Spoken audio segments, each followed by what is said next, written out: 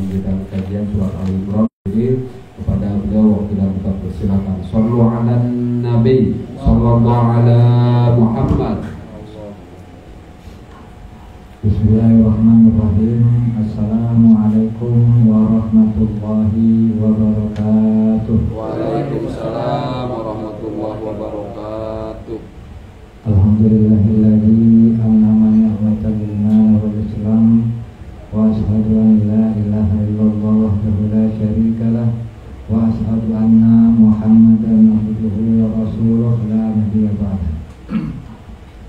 Allahumma salli wa sallim wa barik ala sayyidina Muhammadin wa ala alihi wa sahbihi ajma'in, amma ba'du. Allahumma rabbi shrah li sadri wa yassir li amri wa hlul 'uqdatam min lisani yafqahu qawli. Allahumma arina al-haqqa haqqan warzuqna ittiba'ah wa arina al-batila batilan warzuqna ijtinabah.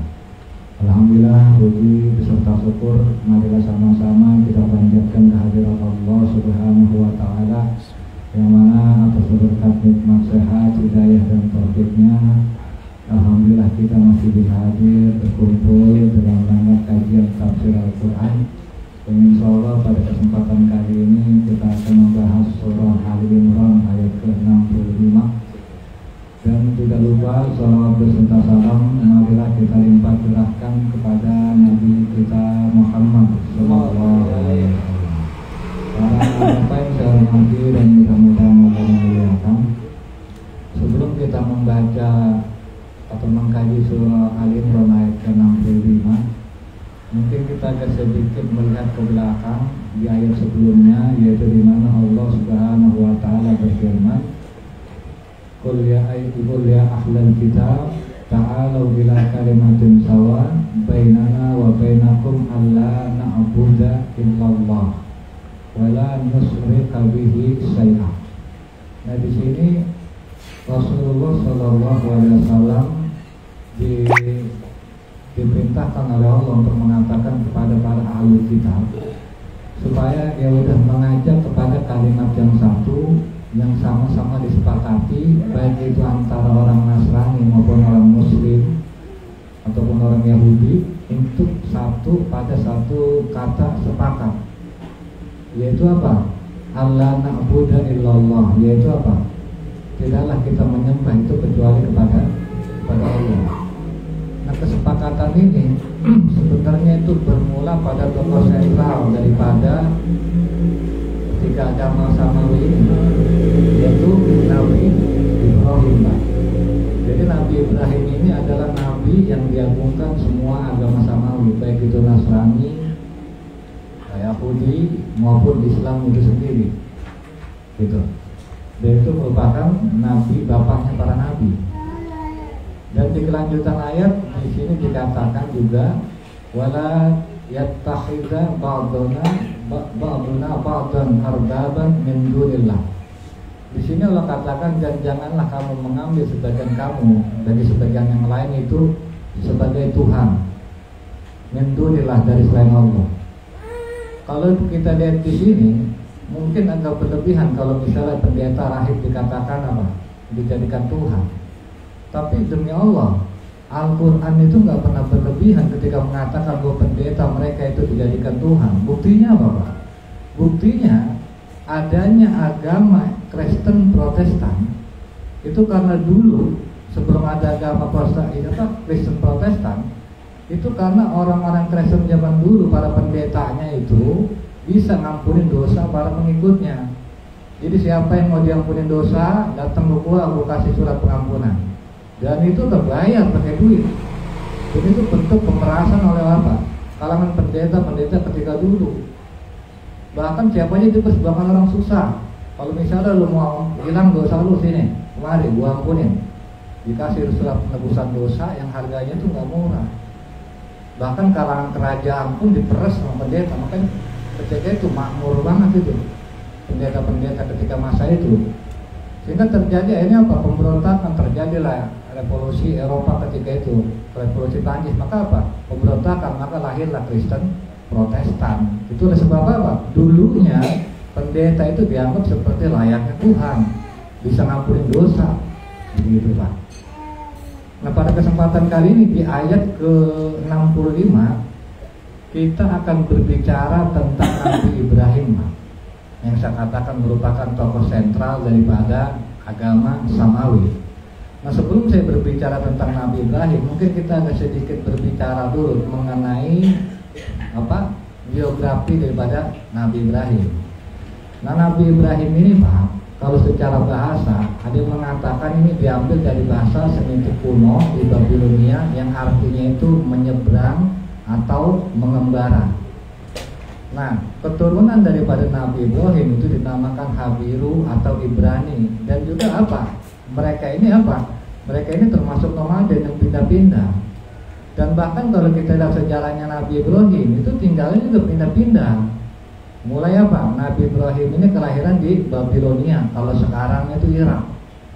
Nah ketika pada era di Babilonia, Nabi Ibrahim ini terusir Pak dari Babilonia. Nah apa yang menyebabkan Nabi Ibrahim terusir nanti akan kita bahas. Terusirlah Nabi Ibrahim dari Babilonia ini menuju Haran. Haran itu kalau sekarang itu perbatasan Turki sama Irak. Nah dia tinggallah di Haran. Nah di Haran ini dia ke rumah pamannya, dan di rumah pamannya dia menikahi anak dari pamannya, yaitu Sarah. Ketika itu menikahi Sarah yang merupakan anak dari paman atau mungkin sepupu ya. Sepupu. Menikahlah dia sama sepupunya Sarah. Nah ketika itu ngumpullah di situ sepupu, diajak mereka, ada sepupu, ada juga ponakan Nabi Lut. Nabi Lut beserta istri, Nabi Ibrahim beserta istri. Ketika itu diajaklah beragama, bertauhid, menuhankan Allah. Maka ketika udah semua diajak untuk bertauhid, Nabi Lut disuruh pergi kepada umatnya, Nabi Ibrahim juga pergi kepada umatnya itu dengan pergi ke Palestina.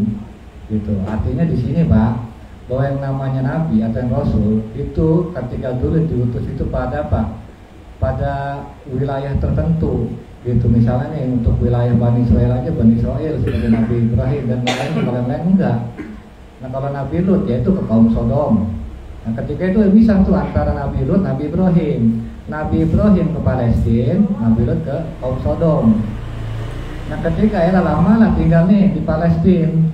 Ternyata lama sampai umur Nabi Ibrahim itu 100 tahun belum juga punya anak Pak.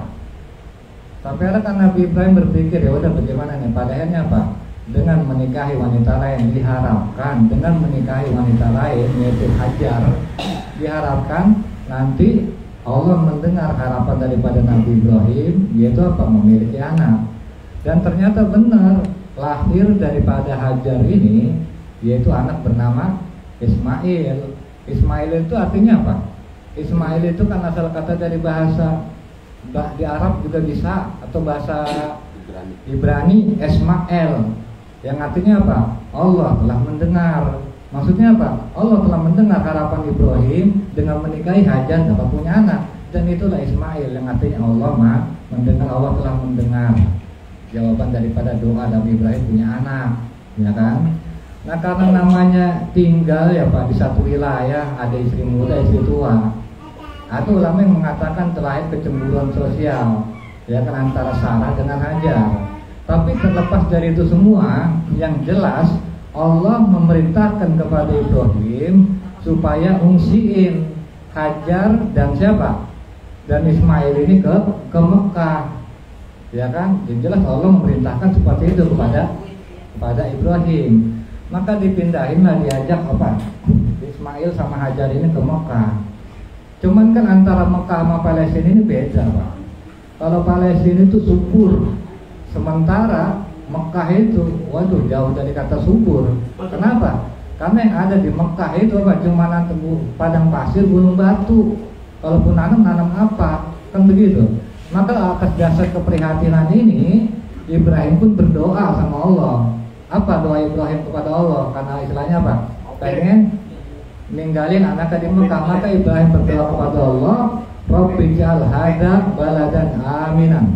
Ya Allah, jadikanlah negeri ini negeri yang aman. Warjuku ahlu min samarat minas samarati man amana minhum billahi wal yaumil akhir. Dan juga rizkikanlah kepada penduduknya, penduduk Mekah, buah-buahan. Makanya Pak, Kalau misalnya kita ke Mekah, itu mau nyari buah apa aja itu pasti ada. Walaupun itu buah nggak tumbuh di Mekah, tapi ada. Kenapa Pak? Itu salah satu berkat daripada doa Nabi Ibrahim. Mau nyari doa apa buah yang ada seluruh dunia di Mekah ada. Boleh sebab daripada doa Nabi Ibrahim. Cuman Nabi Ibrahim dalam doanya agak sedikit pelit. Dikatakan apa? Buah-buah man amana minhum, cuma buat orang-orang beriman di antara mereka billahi wal yaumil akhir. Jadi Nabi Ibrahim doanya cuma apa? Yang nugrahi rezeki berbuah-buahan buat orang beriman doang. Cuman kalau kata Allah apa? Wa qala, Allah mengatakan wa man kafar, dan juga buat orang kafir. Allah bilang apa? Buah-buahan bukan cuma buat orang beriman, orang kafir juga gua kasih. Allah nggak pelit-pelit kalau masalah rezeki, bukan cuma orang beriman. Cuman kalau kata Allah Faumatihu qalilan. Adapun Allah ketika memberikan nikmat itu cuma sedikit. Artinya apa Pak? Nikmat dunia dalam pandangan Allah yang Allah berikan kepada orang kafir itu qalilan, sedikit. Makanya jangan karena kita merasa bangga karena kita kaya, karena kita punya jabatan, karena tetap aja di pandangan Allah itu qalil, dikit. Begitu. Nah, setelah itu apa? Ditinggallah dia ketika itu disapa, ya kan dia disapa. Nah ketika hendak meninggalkan, Nabi Ibrahim kan ditanya, bang ini ngapa bertinggalin? Nggak jawab Nabi Ibrahim. Sampai kan akhirnya Hajar bertanya, apakah ini atas perintah Allah? Maka Nabi Ibrahim dia bilang, ya ini atas dasar perintah Allah. Maka ketika mendengar itu Hajar udah nggak khawatir. Kenapa? Orang atas dasar perintah Allah kok. Nggak mungkin kalau atas dasar perintah Allah gue bakal celaka. Kan begitu. Dan pada akhirnya ternyata bener aja itu. Ketika dia bolak-balik Safa Marwah karena nyari pertolongan, karena nyari air, dan ternyata ujung-ujung itu ditendang dari kakinya Nabi Ismail, keluarlah air jam-jam. Jam-jam, makanya ada air jam-jam. Itu sebab apa? Sebab apa? Tendangan kaki daripada Nabi Ismail, dan itu sampai sekarang. Dan itu berangkat dari keyakinan Hajar bahwa Allah kalau dia jujur nggak mungkin lah nyungsarain gua. Benar aja. Dan akhirnya Ibrahim kembalilah ke Palestina. Nah ketika beranjak besar, maka Ibrahim ini Pak kembali lagi ke Mekah. Nah di mana di Mekah ini Ibrahim kembali membangun Ka'bah ketika itu, karena Ka'bah itu kan ketika itu memang peninggalan daripada Nabi Adam, tapi kan udah runtuh. Maka dibangun bersama-sama lah ketika itu sama Nabi Ismail. Dan selesai membangun Ka'bah, Allah juga dapat turun perintah, yaitu di mana Ibrahim ini disuruh nyembah, yaitu anaknya Ismail. Maka ketika itu apa? Ketika Ibrahim nah, lanjut ya. Ketika Ibrahim menyembah itu, maka apa? Dikata Allah, ketika Ibrahim pisau dari leher Ismail. Maka Allah katakan di dalam Al-Quran, falamma aslama, maka ketika keduanya telah Islam, atau maka ketika keduanya telah berserah diri. Nah disinilah muncul istilah Islam atau agama Islam. Itu kapan? Ketika Ibrahim udah pasrah harus menyembelih anaknya Ismail, dan ketika Ismail udah harus pasrah disembelih bapaknya Ibrahim. Maka apa? Falamma aslama, maka ketika keduanya telah berserah diri. Tapi pada akhirnya apa? Digantilah itu Nabi Ismail dengan domba ketika itu. Nah, udah menjalani ritual, baliklah Nabi Ibrahim ini ke Palestina. Nah, ternyata ketika sampai di Palestina, di rumahnya udah ada tamunya ini malaikat. Yang mana malaikat ini tujuan sebenarnya pengen datang ke Nabi Lut.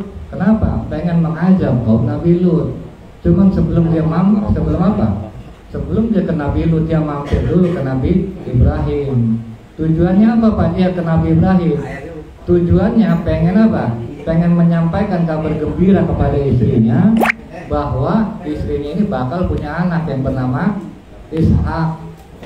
Nah Ishak ini kan artinya apa Pak? Artinya kan tertawa.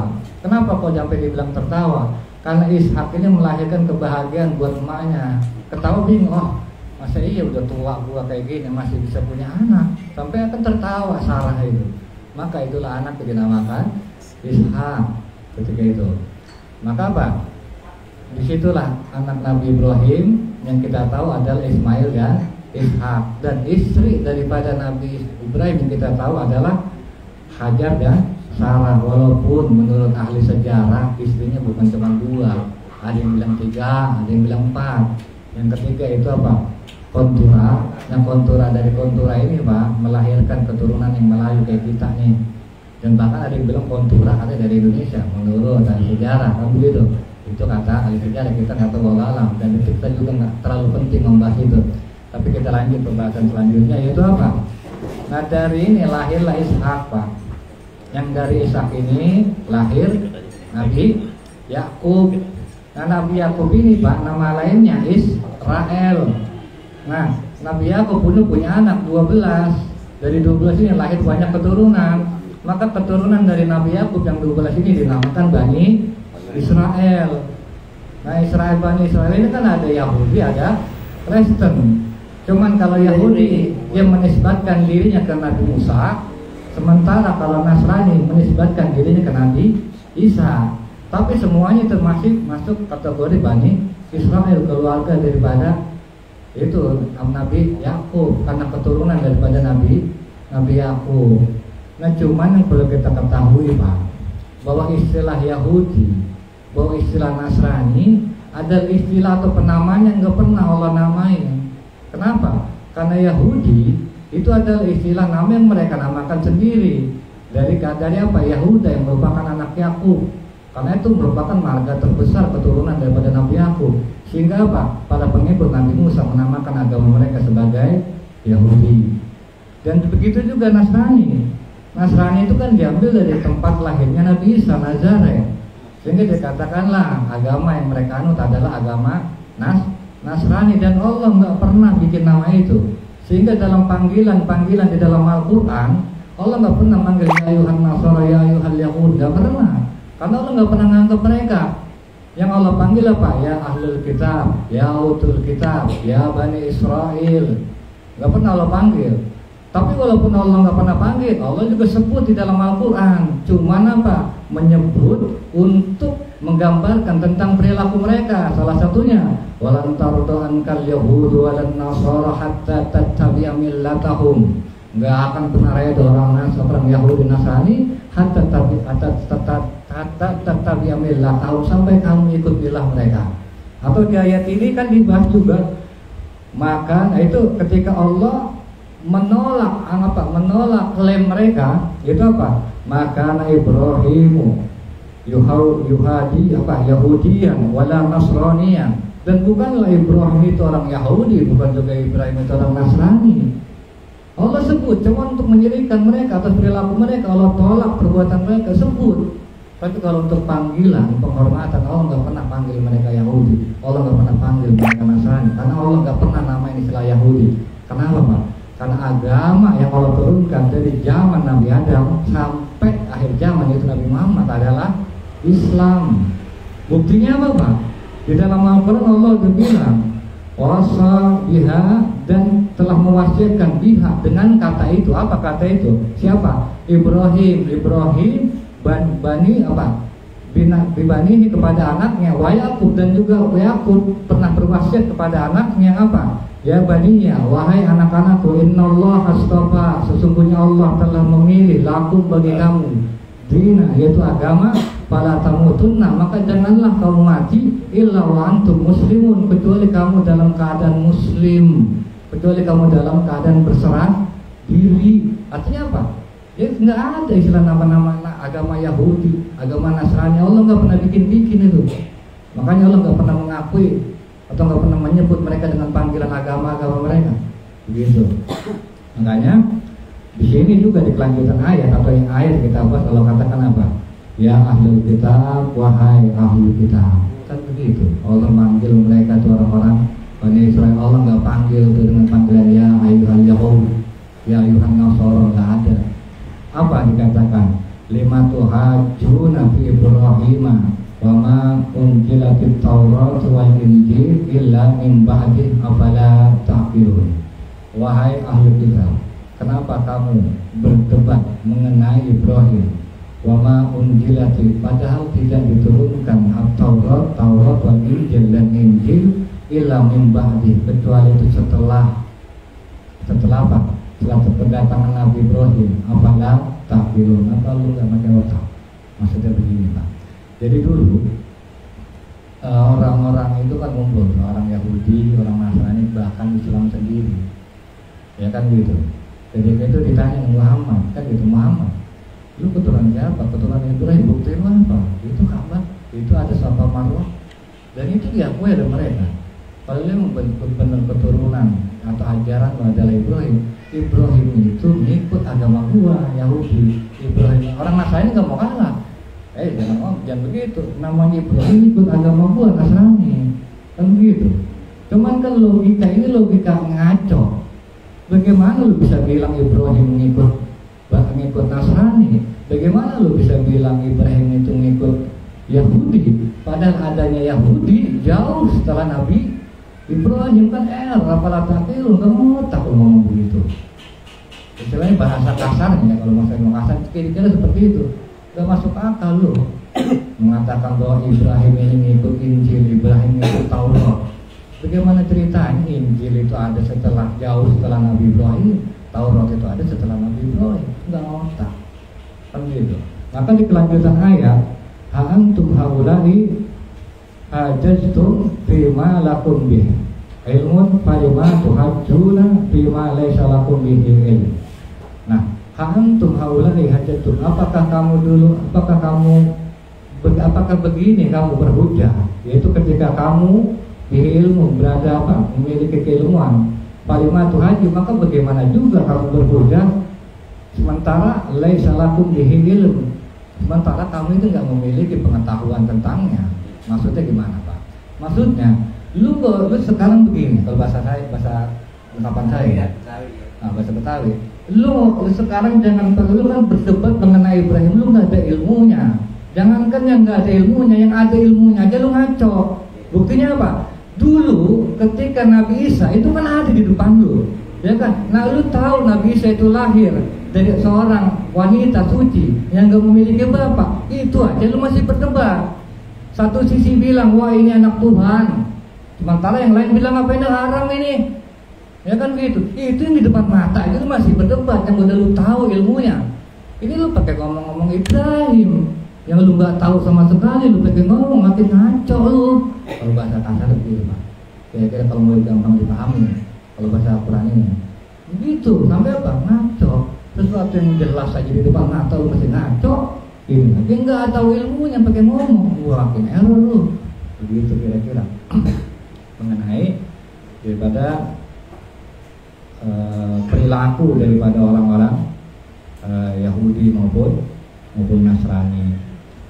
Nah, maka di sini Pak, di kelanjutan ayat, maka Ibrahimu Yahudiyan wala Nasraniyan walakin kana hanifan muslima wa ma kana minal musyrikin. Dan tidaklah Ibrahim itu seorang Yahudi dan tidak juga Nasrani, akan tetapi Ibrahim ini hanifan muslimah, yaitu apa? Orang yang lurus dan yang berserah diri, dan tidaklah kana minal musyrikin, dia termasuk orang-orang yang musyrik. Di dalam tafsir ini Syekh mengatakan hanifan ta'ni ad-dinus shafi, yaitu agama yang bersih, al-khalifu minallah, yang datangnya itu dari Allah. Nah, jadi hanif itu artinya bersih, agama yang datangnya dari Allah. Kenapa dikatakan bersih? Ya karena agama yang mengajarkan tauhid. Sementara orang-orang Nasrani, orang-orang Yahudi itu udah banyak melencengnya, sehingga apa yang tadinya menyembah satu Tuhan jadi 3 Tuhan. Sementara kalau kita Pak, kita agama yang secara ini mengikuti agama Ibrahim, ada garansinya loh kita ini, yaitu apa? Surah Al-Ikhlas, yang artinya apa? Bersih, bening. Bening apa? Dari segala kemusyrikan. Makanya Al-Ikhlas yang artinya bening, bersih, itu kenapa? Qul huwallahu ahad, Allahus samad, lam yalid wa lam yulad wa lam yakul lahu kufuwan ahad. Ini merupakan garansi bahwa agama kita betul-betul agama yang diikuti Hanif, agama Hanif, agama Nabi Ibrahim Pak, merupakan buktinya begitu. Nah sementara di dalam kelanjutan tafsir ini Syekh Sa'rawi mengatakan apa Pak?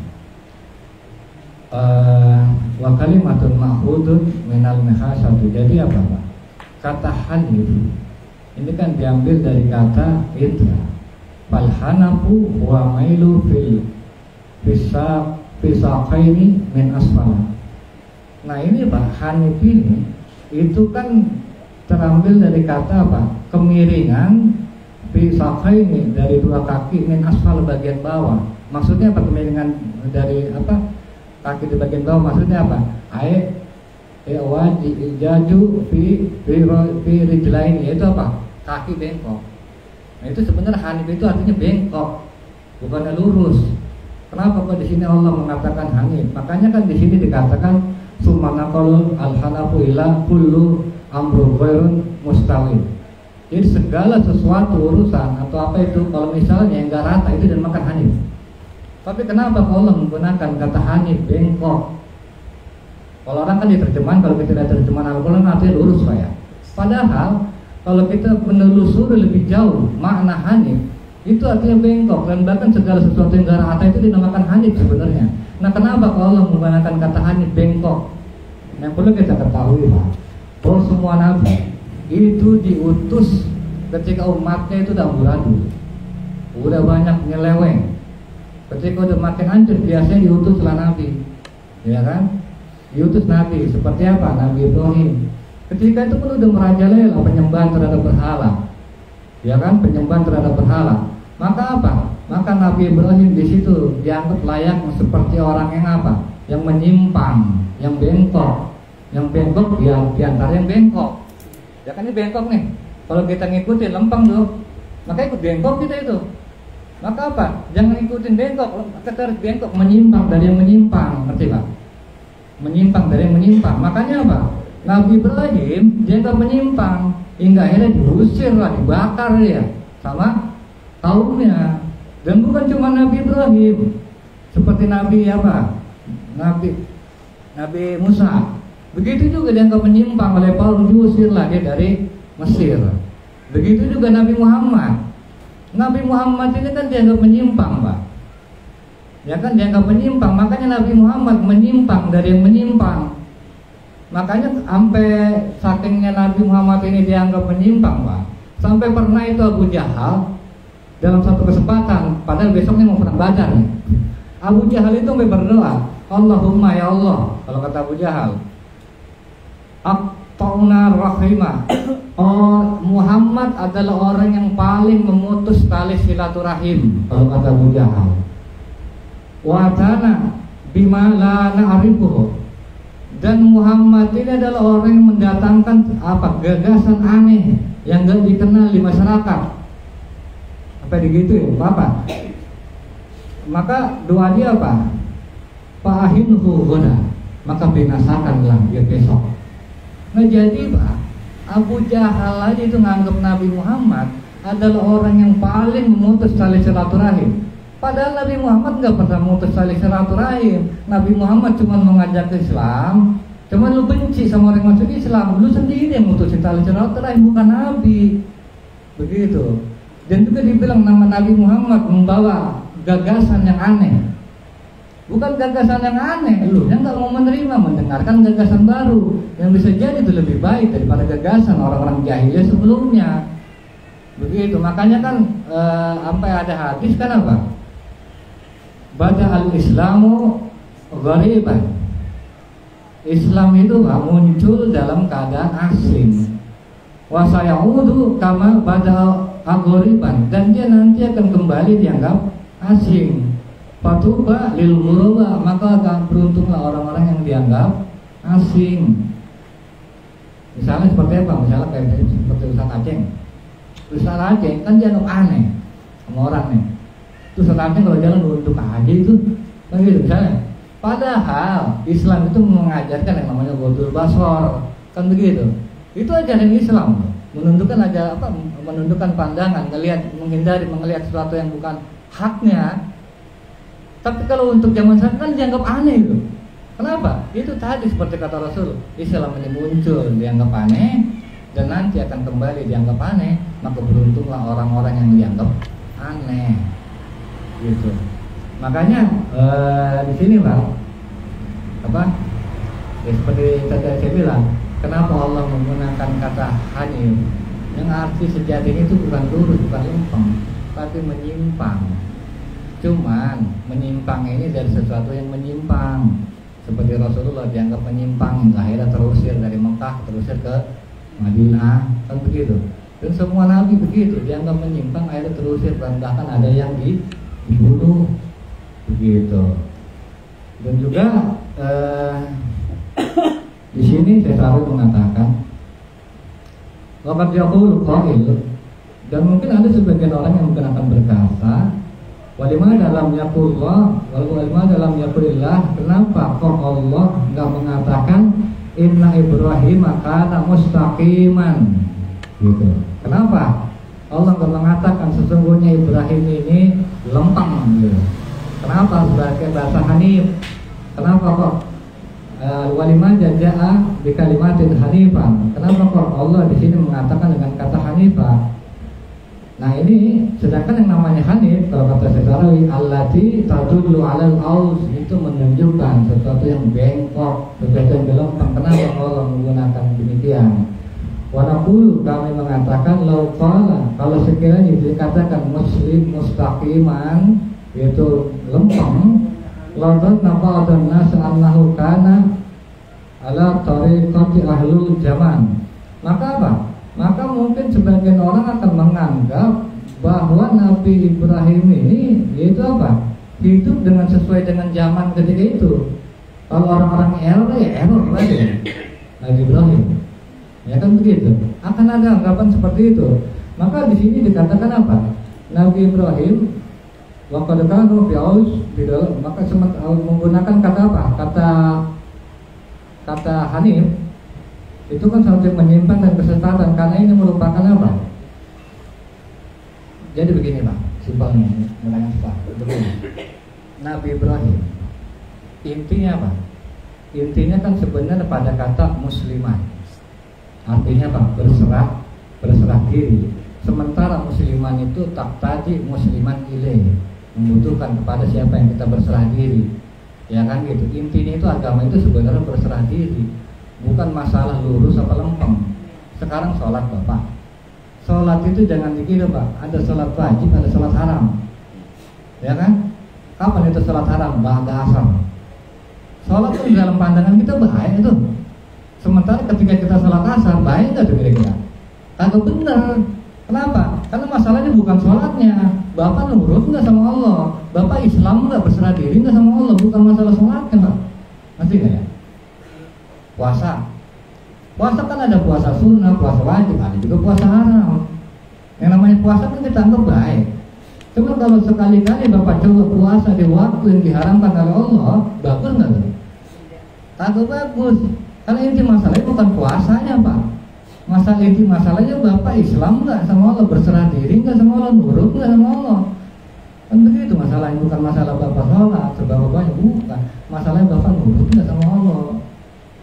Nah begitu juga masalah Nabi Ibrahim.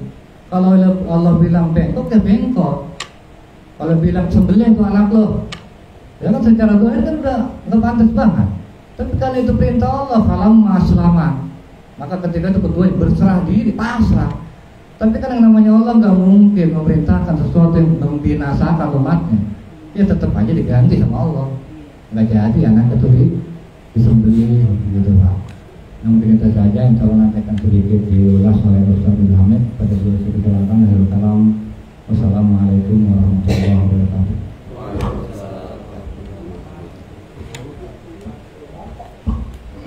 Baik, Bapak hadirin yang dimuliakan Allah Subhanahu wa taala, demikianlah lanjutan kajian